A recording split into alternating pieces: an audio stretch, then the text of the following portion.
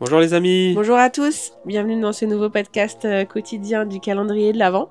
Aujourd'hui, on va parler de l'évolution de la place du chien dans notre société et forcément un peu les dérives que ça comporte. Parce que oui, il y a des dérives, il y a des Ouais, grandes avancées quand même, moi je trouve. oui, la place du chien Euh, a changé mais la place du chien a changé. Ouais. depuis le début de la domestication. Alors tu dirais c'est quand toi la domestication? Disons que déjà il a évolué au fil des siècles. On peut Ouais, pas dire genre d'un coup comme ça tout a basculé. Ça a quand même vachement évolué au fur et à mesure. ouais, Mais moi, ce que j'aimerais voir aussi dans cet épisode, c'est comment cette évolution elle est apparue, ok. pourquoi, et puis comprendre en quoi c'est grave ou pas grave, parce que aujourd'hui on voit des choses, notamment au Japon, qui sont quand même un peu... Pas que au Japon, hein. Non, Genre, pas que au mais il y Japon, a j'ai dit des. notamment, Ouais, ouais. notamment, mais même en France, hein, Les bars à chiens, les trucs comme ouais, ça. Mais exactement. l'évolution du chien Enfin, avant les chiens, genre Alors il y a des gens qui disent que le chien c'est auto-domestiqué. Ouais, Et il y a des gens qui disent que l'homme a domestiqué le chien, genre notamment en étant allé chercher des louveteaux et en faisant reproduire les comme une louveteaux imprégnation. exactement. Et l'autre théorie, c'est que, qui est pas forcément contradictoire, mais c'est genre les loups qui avaient des distances de fuite moins grandes par rapport aux humains, ben, pouvaient avoir plus facilement accès à des ressources, notamment les restes, et du coup pouvaient vivre plus facilement. Et avec la reproduction, ceux qui avaient de moins en moins peur des humains, ben, Rester de plus en plus proche, on pu être plus facilement, approché. enfin, En plus fait, c'est aussi une question de... La nature, en fait, à elle a horreur horreur du du vide. vide, ok? Donc elle comble des... Et c'est pour ça qu'il y a des niches écologiques qui se créent en fonction d'un besoin. Et quand l'humain a commencé à se sédentariser, Ouais, quand l'humain a commencé à avoir des sortes de campements un peu fixes, avec donc des déchets aussi un peu fixes, comme une sorte d'usine de production de déchets, ouais. eh ben, les loups de l'époque, les chiens de l'époque, se sont dit, attends, il y a de quoi manger ici sans faire trop d'efforts. Et comme disait Abdel, bah du coup, les loups avec le moins de distance de fuite qui étaient le plus proche de toutes ces zones-là Ouais. ont profité de ça, se sont nourris et se sont donc reproduits et ont été aussi utiles Je, à l'humain. je crois même que le chien, c'est le premier animal qui a été domestiqué par l'homme. Ouais, Avant tous les autres, hein. ouais, ouais, complètement. Alors, est-ce qu'il s'est auto-domestiqué ou est-ce qu'on l'a domestiqué ou est-ce que c'était Et aussi un petit peu des deux aussi? du coup, au début, il servait pour la chasse, comme gardien. Ils trouvaient un avantage aussi, les humains, parce que faut savoir qu'à l'époque, c'était pas comme aujourd'hui, hein, alors surtout en France, il n'y a plus de grands prédateurs. Non, On les a tous chassés. ouais. Je suis désolée, Il y avait on des entend ours. Nina qui colorie derrière. Genre, on l'entend, elle est à fond. Il faut savoir que de fait d'avoir des loups chiens, on va les appeler les loups chiens, ok, Ouais. aux abords Les des proto-chiens. villages, etc., voilà, ça permettait aussi de chasser les autres grands prédateurs. Et quand on avait des prédateurs amis, donc le chien, qu'est-ce qui se passait? C'est que ça pouvait nous permettre, en tant qu'humains à l'époque, d'être un peu safe. Donc Oui, c'est ça. le côté gardien. Alors le loup, le proto-chien, le chien d'avant, il protégeait pas l'humain. Il Oui, il se protégeait protégeait lui-même lui-même et et sa nous, on source de était là. nourriture. Sa source de Ouais. nourriture. Donc, mais du coup, ça a été un peu comme une symbiose, un peu quand même. Après, il y a eu du coup une transition vers le fait d'avoir un rôle utilitaire, c'est-à-dire que là, on s'en servait du coup pour certaines tâches, notamment le fait de...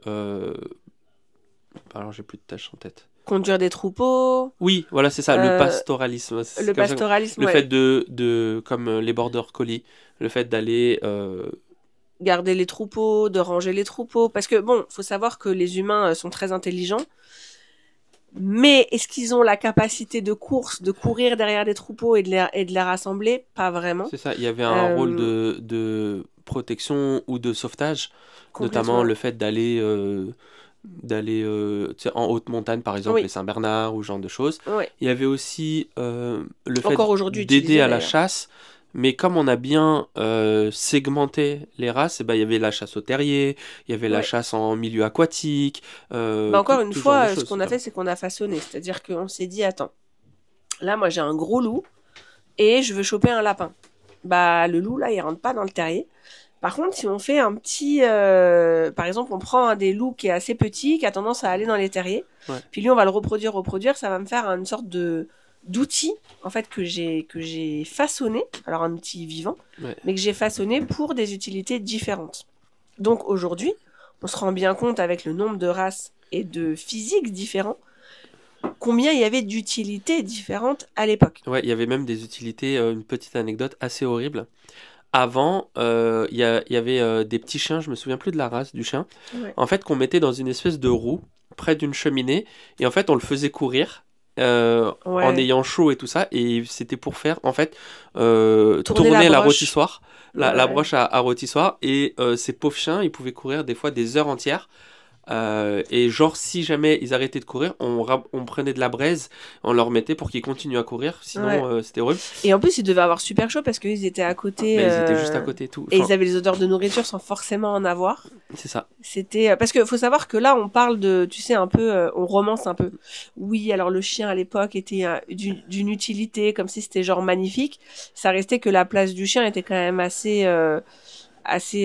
basse, et Ouais. donc les gens parfois donnaient des restes pour nourrir le chien qui ne mangeait pas forcément totalement à sa faim. Tu vois aussi, par exemple, dans le dessin animé Rémi sans famille, Ouais. où bah, Ah déjà ouais, il servait, l'ancienne. il servait à faire aussi des tours pour gagner de l'argent et tout ça. Ouais. Mais souvent aussi, il servait aussi comme animaux de trait. Par Oui. exemple, bon, Un souvent un attelage pour enfants. ouais, on mettait des attelages pour les légumes, pour Oui. les enfants. Il servait aussi pour la guerre, comme chien pour faire des transmissions, Oui. ou pour carrément... Pour envoyer des bombes. ouais, pendant la Seconde Guerre mondiale, on entraînait les chiens à manger Sous les on les chars. conditionnait à avoir de la nourriture sous un char précis de l'armée allemande. Et du coup, bah, quand ils arrivaient sur le champ de bataille, on mettait une bombe sur le chien voyait le char où il était habitué à aller manger, il kiffait, il courait comme un fou, et là, bim. On s'en est Exactement. servi, pareil aussi des dauphins, pour faire la même chose. Oui. Bon, c'était assez horrible, hein, mais... Bah, disons que l'humain a toujours, tu sais, un petit peu détourné tout ce qui l'entoure, que ce soit l'environnement, les animaux, à ses fins. Ouais. Ok. Donc forcément, là, on parle d'un moment où, pour les chiens, je sais pas si c'était vraiment super agréable, parce que bah, ils avaient un peu ce rôle de chien de, on va dire comme de sous-espèce, tu vois, qui nous sert, mais en même temps qu'on considère pas vraiment bien. Bah, les humains ont les caractéristiques précises que les humains cherchent chez les chiens depuis longtemps, c'est la docilité, le fait Oui. qu'il soit doux et gentil, et la servilité, c'est-à-dire Ouais. qu'il est obligé D'obéissance. d'obéissance à tout prix, et t'as pas trop de droits, entre guillemets, tu vois. Exactement. Et puis ça s'est créé un peu de façon automatique, c'est-à-dire que bah, petit à petit, les chiens trop agressifs ou qui se rebellaient trop, soit on les chassait du village, Soit on les tuait. soit on les tuait. Ouais. Donc il y a eu une expérience avec les renards de Belaïev, qui sont été justement comment dire, sélectionnés pour la docilité. En fait, ils se sont rendus compte, c'est assez terrible, mais ils se sont rendus compte dans les élevages à fourrure de renards que les renards trop agressifs, donc quand l'humain venait, se déchaînaient contre les grilles, etc. Parce que bon, on va pas mentir, ils avaient pas un enclos avec de l'enrichissement, ils avaient juste des petites cages en fer. Ouais. Et en fait, comme ils se jetaient contre les grilles et tout, Ils c'est abîmaient terrible, la mais ils fourrure. abîmaient la fourrure. Ouais, c'est terrible. Et donc, de façon totalement pragmatique, les gens se sont dit, attends, si on avait des renards plus cool, ils abîmeraient moins la fourrure, on pourrait les vendre plus cher. Super. Et du coup, ils ont sélectionné sur cette... Sur le critère de la docilité. Exactement. Donc ils ont juste reproduit, là ils s'en foutaient de faire de la consanguinité, Ouais. mais ils ont reproduit que les renards les plus cool et les moins sympas, agressifs. Quoi. Ouais. Ceux qui, Ceux quand qui ils voyaient avaient un humain, ouais. étaient contents. Ce genre Et de même choses. s'ils n'étaient pas contents, en tout cas, qui Attaquaient inhibaient le côté agressif. Parce que finalement, même s'ils avaient peur, au final, ça abîmait pas la fourrure. Ouais. Et en fait, d'ailleurs, ils se sont rendus compte avec cette étude, moi je la trouve passionnante cette étude, ils se sont rendus compte d'ailleurs que les critères physiques avaient commencé à changer. Ouais, tu peux nous dire lesquels ? Bah, les oreilles ont commencé à tomber, ouais. C'est-à-dire que ça faisait des oreilles tombantes. Ouais. On le voit par exemple avec les cochons. Ouais. Tu sais, quand ils ont domestiqué les cochons, parce qu'avant tous les animaux qu'on a domestiqués aujourd'hui, c'était sauvage. Ouais, c'était un sanglier quoi. C'était un sanglier. Et les oreilles ont commencé à tomber, chez les lapins aussi, ouais. ça se fait beaucoup. Et chez les chiens également. Et en fait, on peut voir que, et c'est pour La ça que queue, l'élevage, elle change. Souvent, elle devient plus en tire-bouchon. ouais, et Et il y a des surtout, taches qui ouais, apparaissent sur le pelage. le pelage change. C'est-à-dire Ouais, que avant, tu avais un pelage qui était unifié. Souvent, pour les renards, bah, tu n'avais pas de taches. Et là, bah, tu commences à avoir des taches un peu comme les vaches ou comme les exactement. cochons ou ce genre de choses. Et en fait, là, t'as plus une fourrure unique, quoi. Et c'est pour ça qu'en fait, c'est assez intéressant. On a parlé hier un peu de l'endroit où on peut adopter son chien, puis on parlait de l'élevage, etc. Ce qu'il faut voir aussi, c'est que, en fait, en élevage, c'est un peu réducteur de dire, bon, on va sélectionner tel animal et tel animal, on va les mettre ensemble. C'est pas comme ça que ça marche. On l'a vu là avec l'expérience de Belaïef. Ouais. Un gène peut être déterminant sur énormément d'autres gènes. Et ça, on peut pas forcément le savoir, ou en tout cas, bah, faut travailler avec. Et d'ailleurs, pour l'autodomestication, tu savais que les humains, d'après une étude que j'avais lue, faudra la donner dans une vidéo. Je pense qu'on en fera une vidéo, mais apparemment, l'humain s'est aussi autodomestiqué. C'est-à-dire D'accord. qu'avant, c'était admis dans notre société que les hommes pouvaient être agressifs et tuer d'autres gens et ce genre de choses. D'accord. Et ces gens-là, dans la société, pouvaient se reproduire. Souvent, c'est eux qui se reproduisaient même le plus. Bah oui. Parce que... Si tu es les... Exactement. les autres prétendants. Et avec l'évolution de la société, eh ben, ce qui s'est passé, c'est que ces gens-là ont commencé à être mis de côté. Plus tu étais agressif dans la société, moins on voulait de toi. Bah, on te mettait en prison, t'étais plus considéré comme quelqu'un de civilisé, t'étais plus considéré comme quelqu'un d'assez intelligent ou d'assez équilibré pour faire partie de la société. Et qu'est-ce qui s'est passé? C'est que petit à petit, en fait, les humains ont commencé à se domestiquer sur le gène de la docilité et du fait d'être équilibré. Et les humains se sont auto-domestiqués. Entre eux, finalement. Exactement. Ok. C'est un truc de ouf, non? Ouais. Bref. En tout cas, donc l'homme s'est auto-domestiqué, le chien aussi, mais ce qu'on peut voir, c'est que à partir du 19e siècle, en fait, les sociétés industrialisées ont commencé à considérer les chiens un peu comme des compagnons de vie. C'est-à-dire que, bah, de façon générale, on a toujours aimé le chien. Je veux dire, même à l'époque où on les faisait tourner dans des roues, on leur jetait les restes et tout, on a quand même une sorte d'attachement... Enfin, millénaire, entre guillemets. Il venait jusqu'à... tu regardes les Samoyèdes dans les yourtes, ils gardaient les enfants. Ils gardaient les enfants, exactement. Donc, pour qu'une espèce mette sa progéniture... entre les mains d'une autre espèce. Un prédateur, à la base, quand même. Bien sûr. C'est quand même qu'on les aime beaucoup. C'est ça, et puis je pense que on s'est autodomestiqué mutuellement, dans le sens où je pense que... on a développé consciemment ou inconsciemment, tu vois, on en a parlé il y a pas très longtemps, c'est par exemple les sourcils chez les chiens. Ils ont développé ça pour oui, contrairement aux loups, en fait, les chiens peuvent beaucoup plus bouger leurs sourcils, ce qui peut leur donner beaucoup plus d'expression faciale différente par rapport aux loups. Et du coup, qui permet de mieux communiquer avec l'humain. Ouais, c'est ça. En fait, il y a plus de mimétisme par rapport à nous. Exactement. Et du coup, bah, nous, on se projette aussi beaucoup plus facilement dans les émotions du chien. C'est pour ça que le chien est quand même une espèce assez incroyable. Mais de par toute cette histoire, justement, qu'on a eu un peu en compagnon de vie, un peu. Et à un moment donné, voilà, les gens se sont dit, mais attends, le chien, c'est formidable, c'est génial. Et ça a commencé à être des chiens de compagnie et plus des chiens d'utilité. C'est-à-dire que à l'époque, les chiens avaient tous un rôle. Il y avait une utilité au travail principalement. Exactement. Il y avait des chiens de chasse qui, comme on disait tout à l'heure, allaient dans les terriers. Il y avait des chiens d'eau. Il y avait des chiens qui étaient juste sur la propriété comme gardiens. Il y avait des chiens qui étaient là juste pour te réchauffer les mains. Et les enfrères chinois, ils avaient des... les petits pékinois. Non, les shih tzus, non? C'était pas les pékinois? Je sais plus. Bref, c'est leur seule utilité, c'était qu'ils devaient rester hyper calmes. Oui, et en fait, ils te servaient de chaufferette pour les mains. Bon, franchement, en vrai, c'est... Tu vois, hier ou avant-hier, on a sorti le petit chiot, là. Ah, moi, quand je l'avais dans les bras, il me tenait chaud. C'était trop agréable. Et quand il y a eu des gains de productivité de la société, le rôle du chien a commencé à changer. C'est-à-dire qu'on n'en avait plus besoin pour... c'est-à-dire que c'est sûr qu'après, quand on a eu des machines qui ont su faire des choses, c'est un peu comme Amazon aujourd'hui, hein, qui a pris à bientôt, pas mal. Robots, non, mais tu sais, qui a pris pas mal, tu sais, les caisses automatiques, etc. Exactement. Ça a pris pas mal de rôles aussi d'humains, de travail d'humain. Donc les choses, en fait, changent, évoluent. Bien sûr, ces humains-là vont pas mourir, ces chiens-là sont pas forcément morts, mais... Non, mais leur rôle a changé dans la société. Exactement. Est-ce que c'est bien ou pas bien? Alors, c'est là où je trouve que l'épisode peut être vraiment intéressant, parce qu'on s'est souvent posé la question avec Abdel. Tu vois, nous qui avons des chiens de compagnie, hein, clairement, je veux dire, on n'est pas fermier, on n'est pas agriculteur ou on n'a pas de troupeau. Mais on a pris des chiens qui sont à la base des chiens de chasse. Ouais. Pas très modifiés en plus à la base, puisque c'est des primitifs. Est-ce que le rôle d'aujourd'hui, qui est plutôt un rôle de membre de la famille, est vraiment bénéfique pour nos chiens? Alors là, je parle de nos chiens de façon générale, hein, de ton chien à toi qui nous écoute, du chien qu'on voit du voisin, et aussi encore aujourd'hui, dans les exploitations, parce qu'il y en a des chiens de troupeau, parce qu'il y en a aussi des chiens dans les fermes, etc. Mais ce qu'on voit aussi, c'est que parmi toutes les races qu'on a aujourd'hui, tu sais, il y a aussi des lignées de travail et des lignées de show, ce qu'on appelle.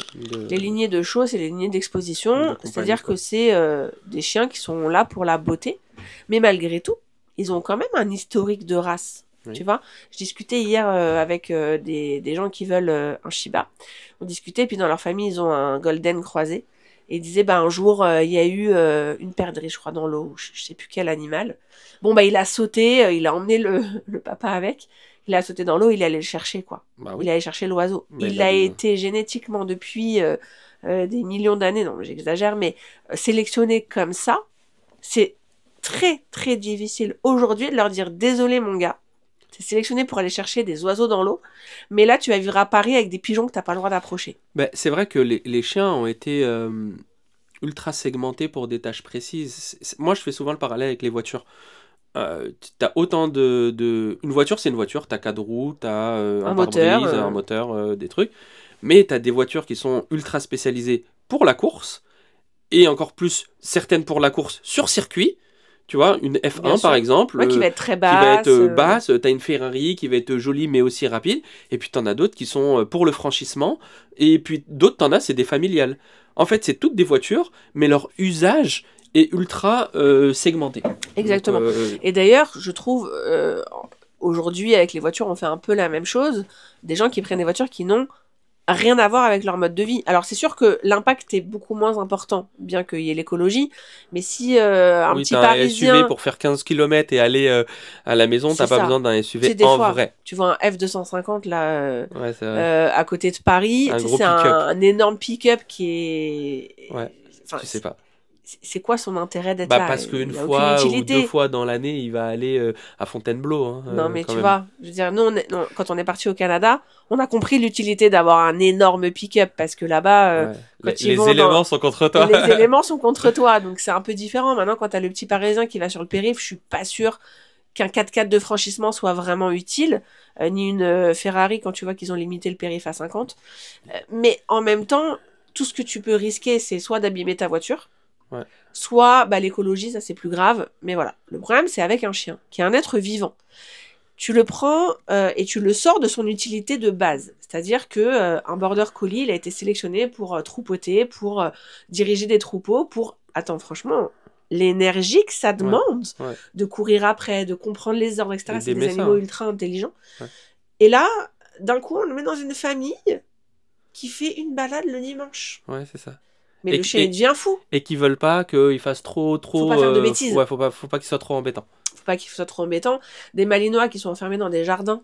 Et on me dit, oui, mais il saute la clôture de 2 mètres. Mais là que ça à foutre, le gars. Ben oui. En fait, t'as pas compris que ton chien, il a besoin de travailler. Il a besoin de se dépenser. Je comprends qu'on ait envie de prendre un malinois ou un border, c'est très joli. Mais moi, par exemple, Margot, parisienne, est-ce que je vais prendre un malinois parce que je suis capable d'aller dans le bois tous les jours et de faire 3 km de vélo? Non. Mais après, ça reste les mauvais castings. Mais quand il y a un bon casting, genre que tu prends un chien où ça va et tout ça... Parfois, je trouve que l'évolution du chien dans la société, c'est cool, ils mangent à leur faim. Mais on voit aujourd'hui les dérives, c'est qu'ils mangent trop à leur faim. C'est-à-dire que c'est des chiens qui deviennent très gros. L'obésité, ouais. Mais oui, et n'empêche que l'obésité, c'est une maladie. La sédentarisation de la société. Parce qu'effectivement, comme dit Abdel, il y a des mauvais castings. Tu prends pas un malinois quand t'es pas sportif. Ok. Maintenant, moi, j'ai pris des Shibas, des chiens qui sont plutôt calmes. Mais il y a quand même des besoins d'un chien. Ça reste quand même un animal qui a des besoins de nature, qui a des besoins d'exploration, qui a des besoins de socialisation. Et puis il y a aussi, je pense, dans nos sociétés, les gens qui ont tendance à faire un peu trop d'anthropomorphisme. C'est-à-dire que moi, je trouve que quand tu fais pas assez d'anthropomorphisme, tu manques d'empathie envers ton chien. Oui. C'est-à-dire que l'anthropomorphisme, c'est le fait d'attribuer des émotions ou des besoins qui sont humains à ton chien. En autre espèce, oui. Bon, des fois, il y a des gens, ils sont trop dans le mode c'est juste un clébard et limite, il a pas de besoin. Tu vois ce que je veux dire? Ouais. Et là, je trouve que des fois, ou genre, par exemple, il est dans une situation, le chien, il est vraiment dans le mal, et puis toi, tu vas pas avoir l'empathie nécessaire, donc Pour te dire, suffisamment je vais aller le sortir de là. de projeter un peu les émotions, de te disant, putain, mais imagine, moi-même, je suis le chien, là, à ce À ce moment-là, moment-là. mais je fais tout dans mon petit corps de chien pour essayer Ouais. de montrer que ça va pas, et personne n'en prend compte. Ouais, exactement. Pour moi, ça, c'est un petit peu manquer d'anthropomorphisme ou d'empathie. Oui. Tu vois ce que je veux dire? Oui. Donc ça, c'est d'un côté, je pense que il faut pas faire ça. Mais du côté inverse aussi, mais le fait d'en faire trop, c'est le fait de, bah tu sais, les gens ils vont commencer à trop surprotéger le chien ou l'habiller ou Je pense que du coup, c'est au mettre détriment. des poussettes ou avoir des attentes qui sont irréalistes par rapport au chien. Tu vois, de ce qu'il est capable de t'apporter. Je pense qu'en fait, la dérive vient du fait que du coup, à cause de ça, à cause de ce trop gros anthropomorphisme, on en oublie les besoins réels d'un chien. Parce que aujourd'hui, et tant mieux, tous les chiens mangent à leur faim quasiment. On va pas parler de maltraitance, etc. Je te parle dans la vie classique.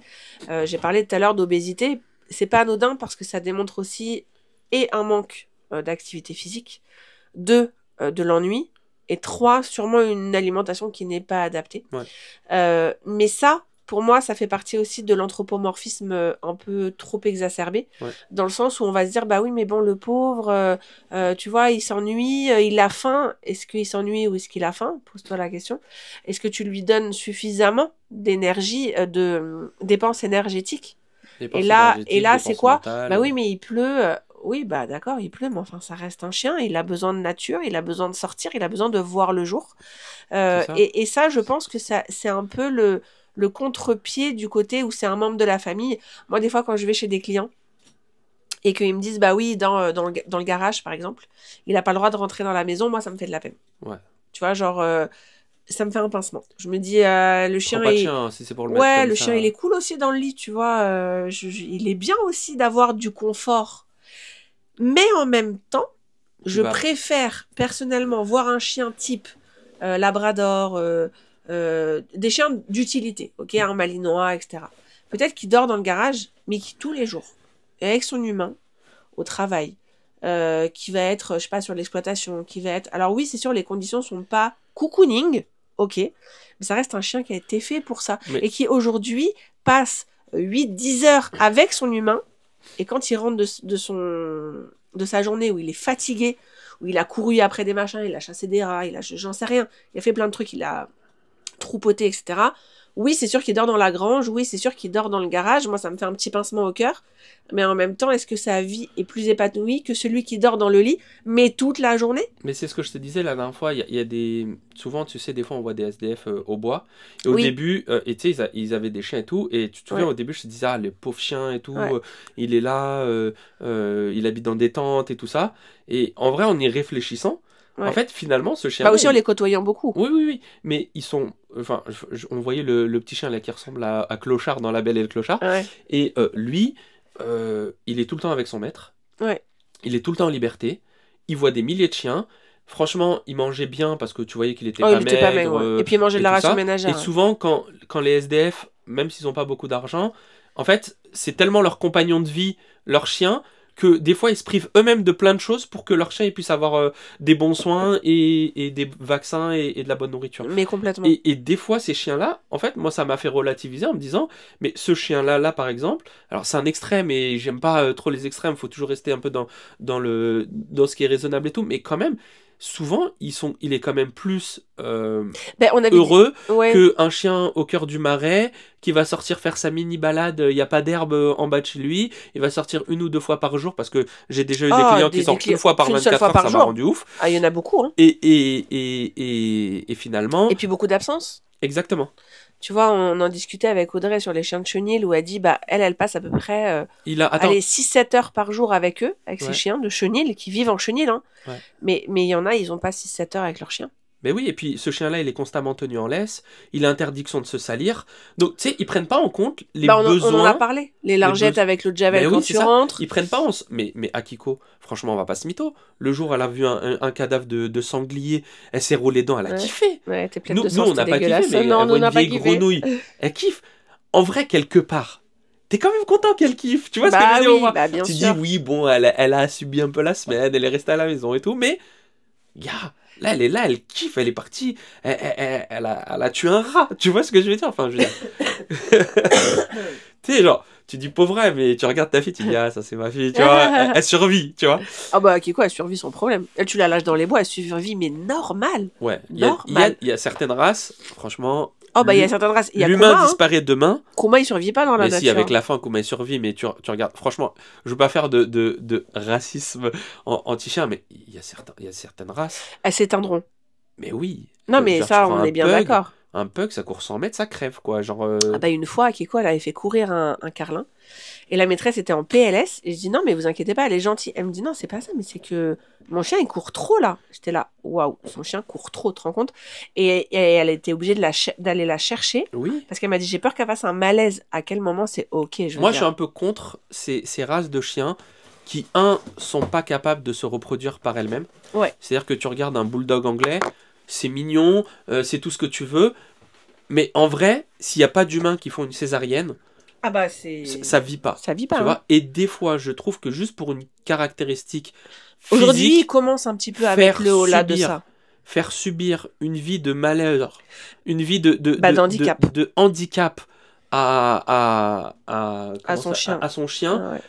juste parce que c'est joli.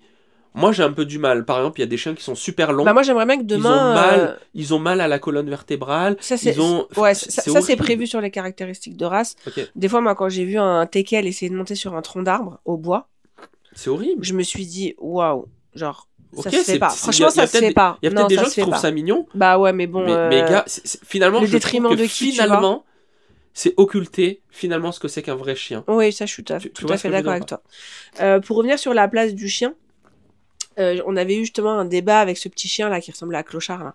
Ouais. Et les gens me disent, oh là là, mais le pauvre, regarde, il a pas son maître et tout. Je dis, mais il a son maître. En plus, on le connaît un peu son maître, Ouais. tu sais. Parce que bah, Akiko, en fait, elle va toujours le voir. Il habite dans une tente dans le bois et donc elle va toujours faire les restes Des campements. des campements parce que bah il mange sur un feu quoi. Et donc il avait l'habitude, je crois qu'il l'appelait Paquito, non? Parce qu'on l'appelait comme ça, Akiko, Akiko, et lui il avait compris Paquito. Ouais. Bref, on avait pas mal discuté et tout, et en fait un jour quelqu'un me dit, ah mais ce pauvre chien, t'imagines, il pourrait se faire renverser. Je dis, mais en fait il se fait pas renverser, il connaît très bien, il sait, non mais il regarde avant de sûr. traverser. Bien sûr. Alors il y a une route qui est peu passante en plus, hein, mais c'est pas Oui, une au bois, autoroute, c'est pas hein. non plus, y a Mais pas de il sait national, faire, quoi. etc. Et je lui dis, mais tu te rends compte, là, en fait, le chien, là, si maintenant, à ce moment-là, il a envie d'aller prendre un câlin dans la tente de son maître, il peut y aller. S'il veut aller près du feu, il peut y aller. Mais là, il avait envie de nous suivre, nous. Il avait envie d'interagir avec telle ou telle femelle, il a pu le faire. Là, s'il a envie d'aller chasser dans le bois, il y va. Là, s'il a envie d'aller se baigner, il y va. C'est quoi cette liberté? Comment tu peux dire le pauvre? Le pauvre de quoi? Ouais. De ne pas avoir un canapé. Je suis pas sûre que le chien, alors à part Nato, soit vraiment content d'avoir un canapé. Et tu comprends ce que je veux dire? Nato, elle part en voyage et tu sais, dans son sac, il y a un canapé. Elle a C'est son genre, propre canapé, sinon elle déprime. Non, mais tu vois, pour dire à quel point des fois la place du chien, on a un peu oublié ce que c'était quand même vraiment un chien. Je fais une petite parenthèse sur le chat. J'avais discuté avec quelqu'un qui était éducateur de chat et qui me disait, bah en fait c'est quelque part pire parce que le chat n'a même pas le droit de sortir. Or c'est un chasseur incroyable. Et parfois je pense qu'on oublie un peu de respecter les besoins fondamentaux en fait de ce que c'est un chien, c'est-à-dire d'avoir accès à ce pourquoi il a été créé génétiquement. C'est comme si nous aujourd'hui là on peut pas se mettre debout. On a été créé génétiquement pour pouvoir se mettre debout.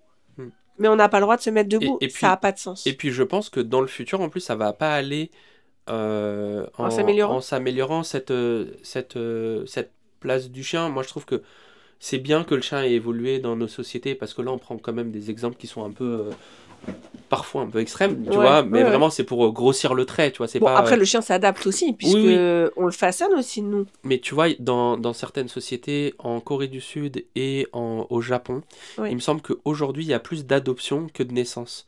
En fait, c'est des sociétés où Toi, tu parles d'adoption de chiens ouais, vis-à-vis des naissances des naissances d'humains. d'humains, exactement, pardon.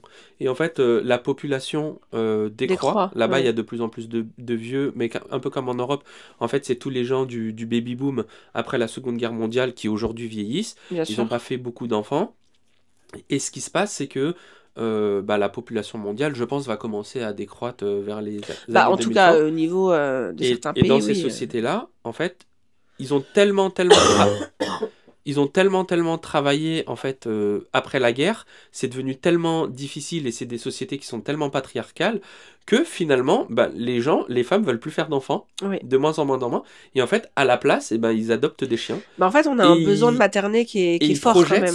ce besoin de materner sur les chiens et des fois, tu te retrouves avec bah, encore une fois des extrêmes, genre des barachiens, Des trucs comme ça. barachiens, des gens qui surprotègent les chiens, Et qui ils veulent plus faire surprotègent. d'enfants, hein. Alors attends, qui Et du coup, surprotègent ça en plus vient de, un complément, tu vois. qui surprotègent de choses inexistantes. Hein, parce que quand tu mets un chien dans une poussette pour le protéger de je ne sais pas, la nature, c'est se Ouais, marcher ou sur la, c'est l'habiller, tu vois, marcher enfin sur le la tête, surhabiller. le surhabiller, etc. Enfin, il y a des Euh, chiens, ils ont une garde-robe.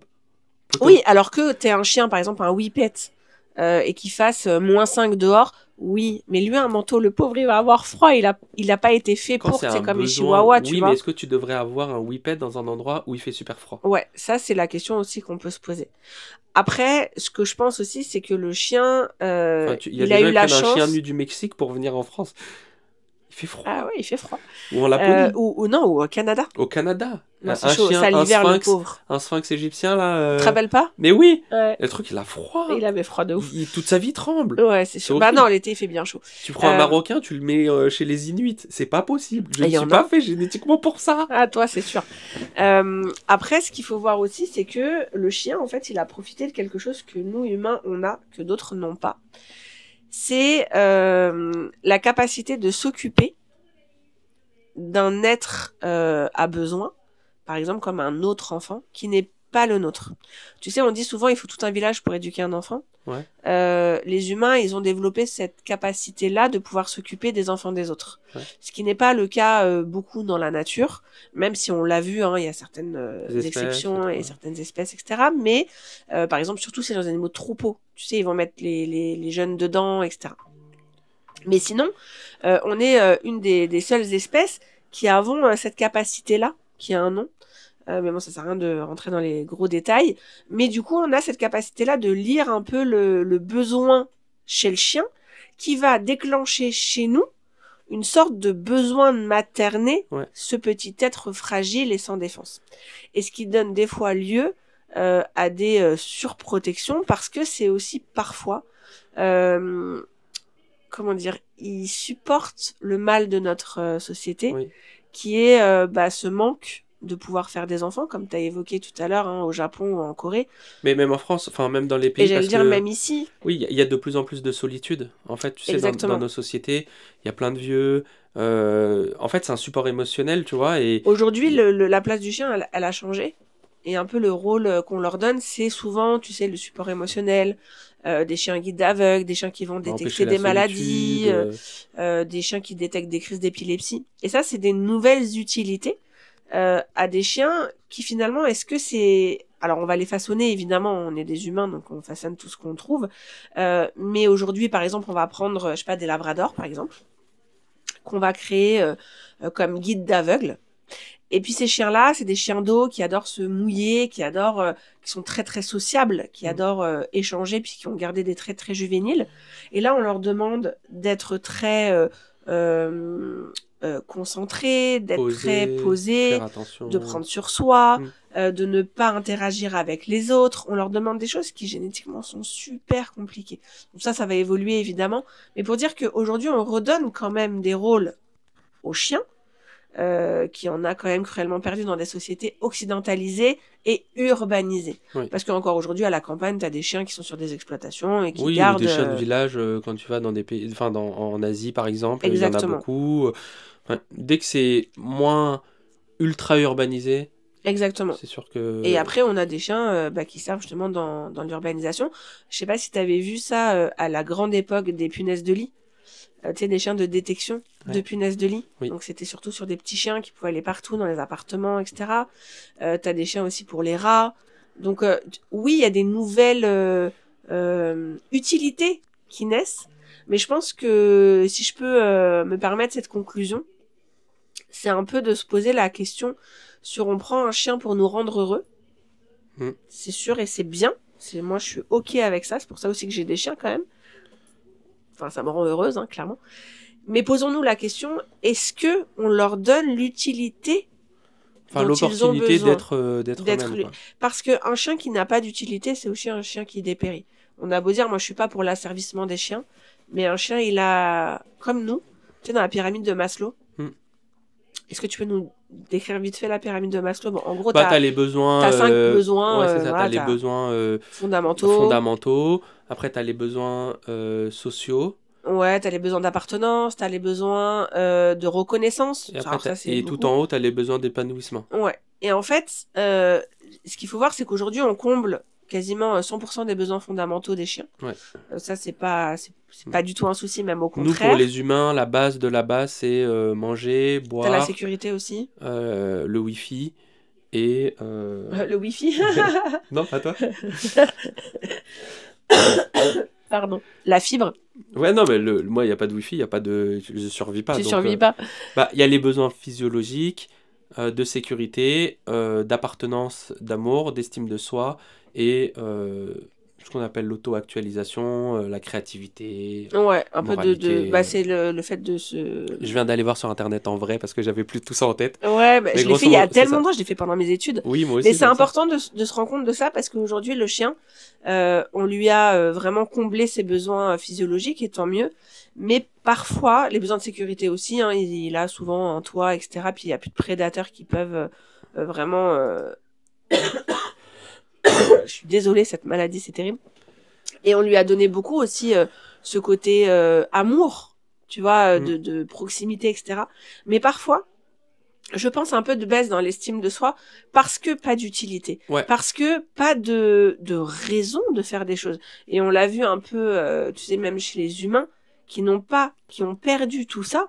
Alors je vais pas les plaindre, mais tu sais, les gens qui ont beaucoup d'argent, des fois ils ont perdu ce côté de t'as plus de but, t'as plus de... Ouais. Il y a plus de sens. Il y a plus de sens. Ouais. Et parfois, je pense que dans nos sociétés actuelles, je pense qu'on va finir là-dessus, il est encore long cet épisode, je pense qu'on leur avait perdu un petit peu Mais les chiens qui sont entraînés ont beaucoup d'estime de soi et de confiance parce que en fait on les a tellement entraînés à proposer, surtout en renforcement positif, hein, je parle pas en coercitif, mais souvent comme on les entraîne, ils deviennent de plus en plus créatifs parce que se tromper n'est plus une mauvaise chose. Tu vois ce que je veux dire?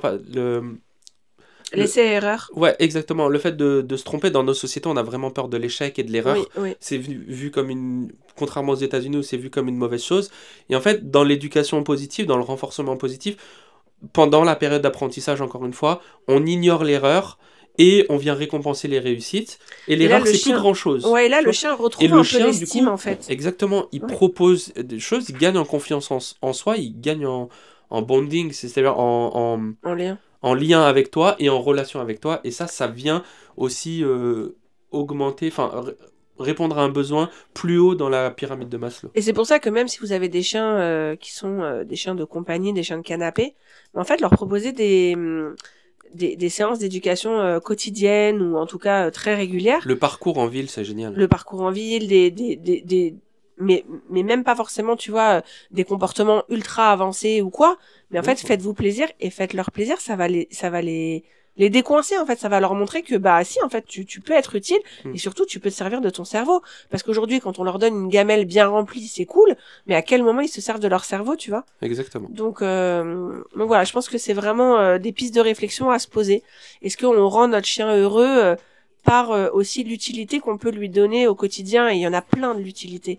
Ça peut être de savoir bien marcher en ville, même si on est en ville. Ça peut être de avoir un super rappel dans un bois pour être le plus lâché possible et avoir le plus de dépenses physiques et mentales possibles. Ça peut être de aussi créer un lien avec son humain, de se regarder, de se parler à demi-mot. Ça peut être de les emmener en vacances. De lui apprendre à voler des portefeuilles quand tu fais le marché de Noël. J'ai essayé la dernière fois, il y a un copain qui fait tomber son iPhone devant Akiko, elle a même pas cherché à le prendre, quoi. Ça, franchement, c'est quoi Ouais, ces j'étais chiens? dégoûtée. Franchement, là, je me suis dit perte d'utilité totale. Alors qu'au bled, les singes, ils sont entraînés à voler vrai. sur la plage Jamais Alfna, les gars, ils sont entraînés à te voler. On va emmener Akiko faire un petit stage au bled. Tu vois, ils sont.